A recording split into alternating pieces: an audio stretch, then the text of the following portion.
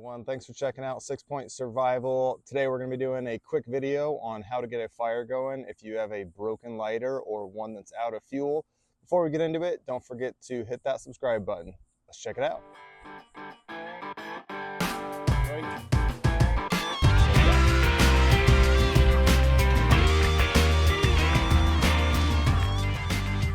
All right guys, let's get into this thing. If you have the top of the lighter still put together, you don't have a broken lighter, you just have one that's out of fuel. Even if the bottom plastic part breaks open, as long as you still get this spark, that's what a lighter is good for, right? I don't need fuel in here, I just need to get the spark and then a new kind of fuel to light. The original lighters that were invented actually came out a little bit before matches did, and they would have looked something more like this. There's a lot of different versions of it, so I don't necessarily need a fuel source from inside a little plastic container to get a lighter going. So let's look at how we can use that spark to actually get a light. First thing I'm going to do to make my life a little bit easier is take off the two safety pieces. If I have a busted lighter, I'm trying to get what's inside, basically underneath this wheel is a little ferro rod, so I'm going to try and utilize that to get my fire started. So first, let's take this thing off. Okay, so the cover's off. If you have a multi-tool, you can just grab on the tip of the metal right there and pull, and it'll all come apart. Or if you have a knife, you can pry it. Just be careful, underneath the metal right there is plastic, and I don't want to break those little plastic pieces. You're going to lose your striker, and you could possibly lose the ferro rod that's underneath that thing. So a couple different things we can do. I can actually scrape off some of the plastic from here and use that as my fuel source, or if I have an additional fuel source, whatever that might be, I can use that as my tinder to get it started.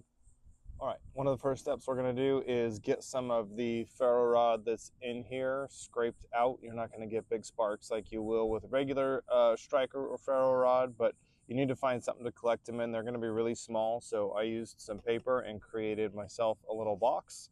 And I'm gonna scrape them into here. If you get bark or something else, it's gonna work, but I want you guys to be able to see once it's scraped. To do that, you can go forward or backwards with the wheel, but you're just gonna come over the top and start running this.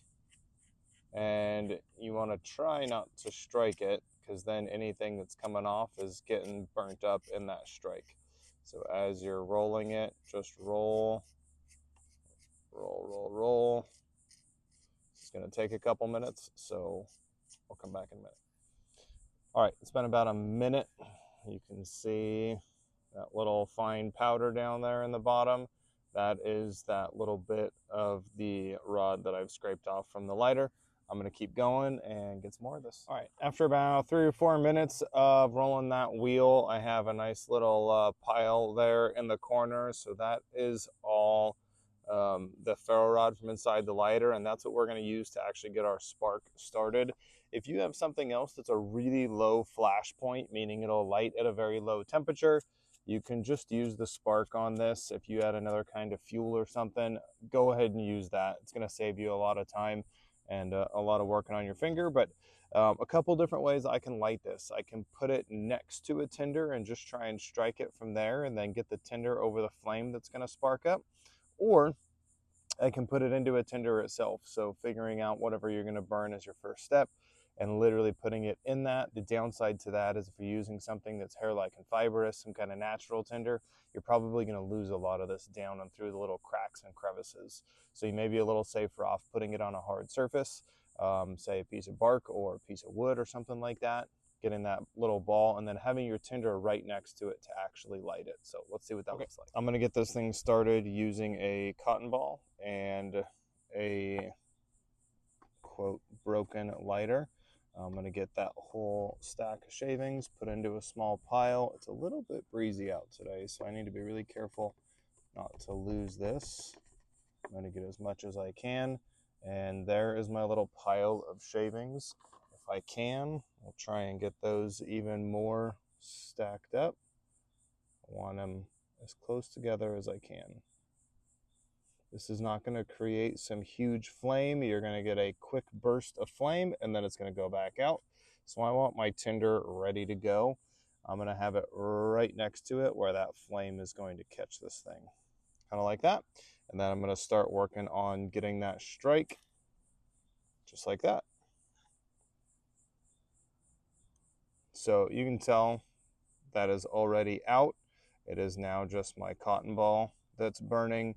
That went up and went out really quick. Thanks for checking out the video on how to get a fire started with a broken lighter. If you have any other recommendations or want to see something else like this, let me know. See ya.